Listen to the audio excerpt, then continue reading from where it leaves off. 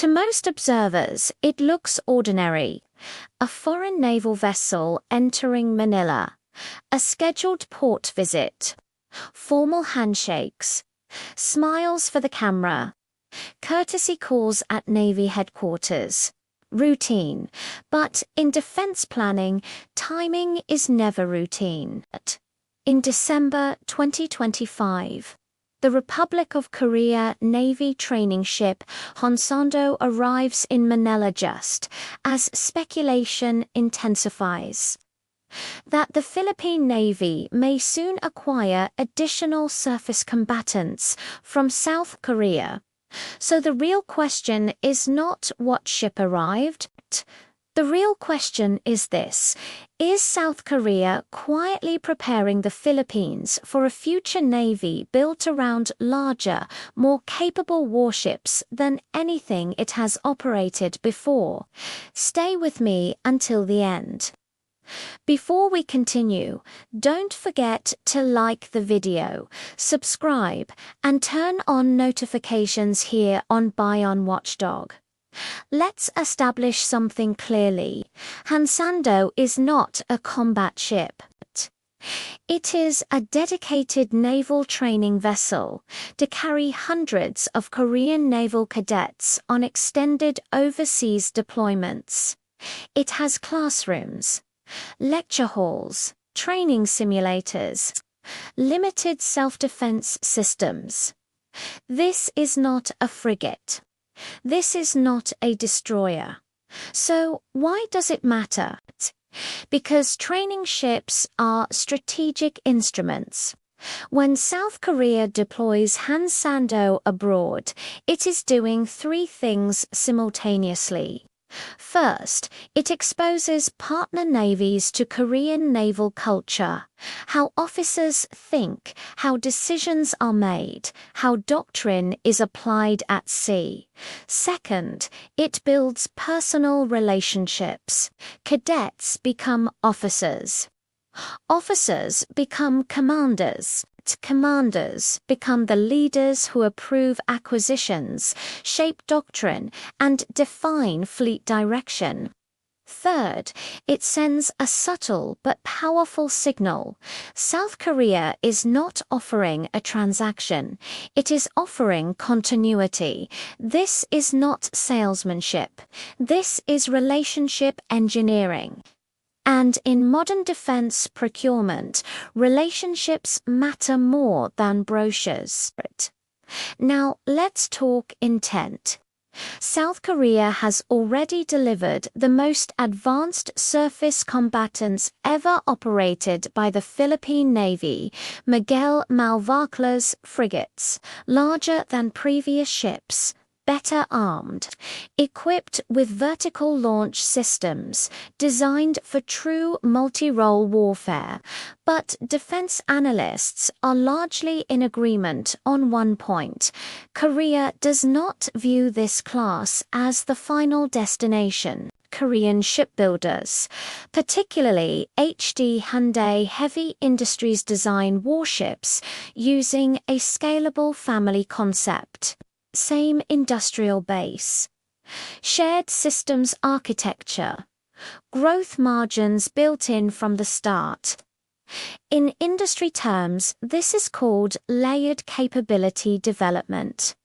Step 1. Trust. Step 2. Standardization. Step 3. Expansion. And right now, the Philippines is standing precisely between steps 2 and 3, which brings us to the critical point. South Korea is positioning itself to eventually offer the Philippines larger and more capable frigates than the Miguel Malvar class when Manila decides the time is right. Why would the Philippines even consider larger frigates? Because the strategic environment has changed. The Philippine Navy is no longer focused solely on coastal defense. It now operates in the West Philippine Sea, across extended maritime zones, under constant gray zone pressure. Larger frigates offer three things the Philippines increasingly needs. First, endurance, more fuel, longer deployments, better performance in rough seas. Second, air defense depth, more vertical launch cells, wider radar coverage, layered protection, not just point defense. Third, command presence. A larger frigate can function as a task group flagship, a sensor hub, a coordination platform, a coalition command node. This is not about matching another Navy ship for ship. It is about survivability, credibility, and staying power. And this is exactly where Korean naval designs excel. Look at the current baseline, around 3,000 plus tons, multi-role capable, vertical launch systems. Medium-range air defense. Now imagine the next tier, 4 to 6,000 tons. Expanded missile capacity, advanced AESA radar, area air defense. Stronger anti-submarine warfare systems, greater room for future upgrades. This is not theoretical. These ships already exist in Korean service and within Korea's export portfolio. What would change is scale, not philosophy, and that matters because upgrading to larger frigates would not require rebuilding the fleet from scratch. It would mean evolving what the Philippine Navy already knows. Same partner, same support network, same operational logic. Viewed this way, the Hansando visit fits a clear sequence. First, people, training, exchanges, trust. Second, platforms, frigates, OPVs, sustainment. Third, capabilities, larger hulls, deeper air defense, expanded mission roles. This is how modern naval partnerships grow quietly, incrementally, and deliberately. So, does South Korea intend for the Philippines to eventually operate larger frigates than ever before?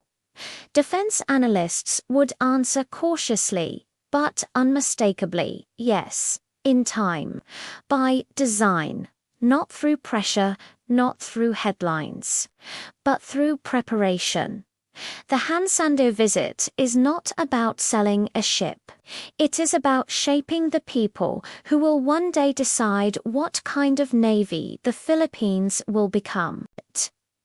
And when that decision finally arrives, it will not begin at a shipyard. It will begin with relationships already in place. This is Bayan Watchdog,